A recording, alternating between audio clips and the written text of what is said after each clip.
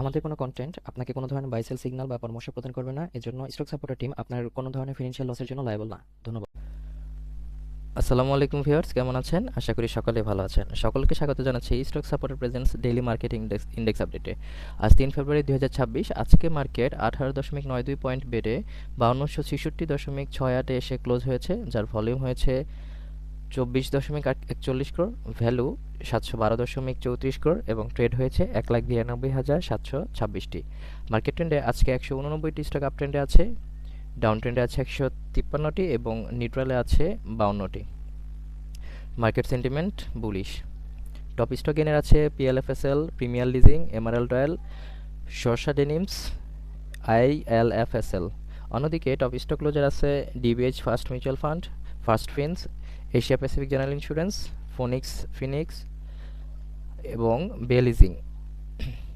Top sector by গেইনে আছে textile সেক্টরটি, এরপর আছে engineering, pharmaceuticals and chemicals, fuel and power. অন্যদিকে টপ সেক্টর বাই ভ্যালুতে আছে pharmaceuticals and chemicals, bank, textile, general insurance.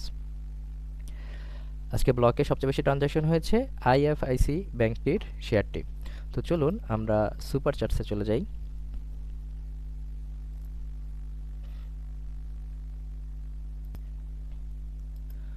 Super চ্যাটসে আমাদের লেআউটটি লোড করা ছিল।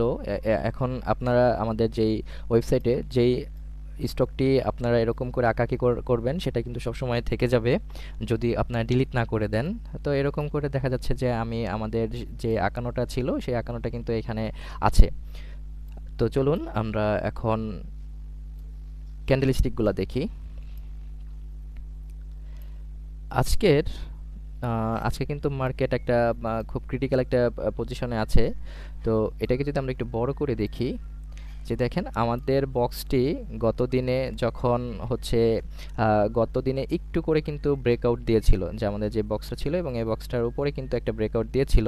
যদি আমরা এখানে দেখি যে একটা ব্রেকআউট আসছে এবং ব্রেকআউটটার পরে আমাদের আলটিমেটলি একটা ব্যারিয়ার, কিন্তু একটা ভালো ব্যারিয়ার আছে, সেটা হচ্ছে 5274 থেকে 5290 পর্যন্ত। এই জায়গাটুকু কিন্তু আমাদের একটা ক্রুশাল পয়েন্ট ছিল এবং এখনও আছে।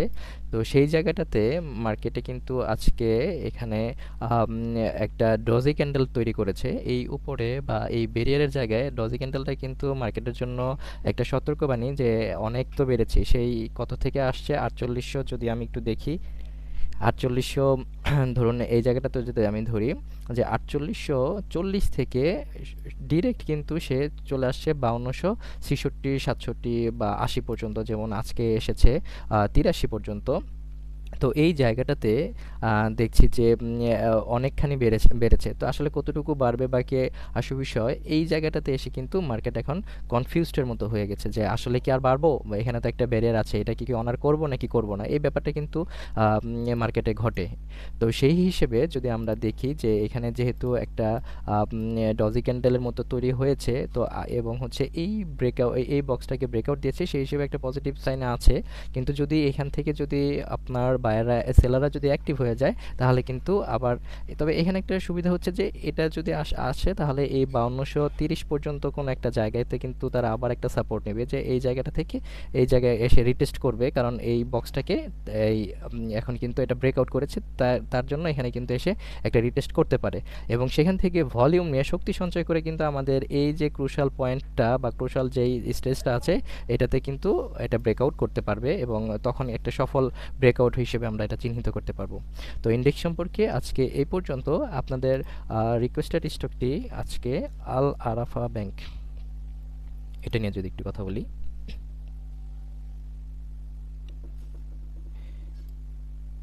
এই জায়গাটাতে যদি আমরা দেখি